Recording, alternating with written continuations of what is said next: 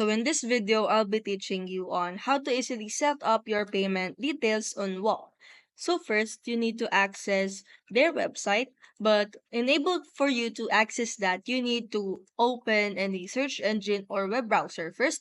But in this case, you just have to enter whop.com. And once you're in, you will see your profile icon, which is located at the left navigation bar. Once you click on that one, you will redirect to this page. And under that, you will see a drop down menu, which is a bunch of options. You just have to click under the payment methods. Once you click on the payment methods, you will see add payment method button. You just have to click on that one and you'll be able to add the card details. You just have to tender the information on the text fields, and after that, just click on the save button. And after that, navigate to the balance section. And once you're in, you just have to click the restart and then just click on the restart setup. After that, next, set up WAP payments. Just click on that button and you'll be able now to withdraw your funds from WAP. If you find this video helpful, don't forget to smash that like button and subscribe so you never miss a new video.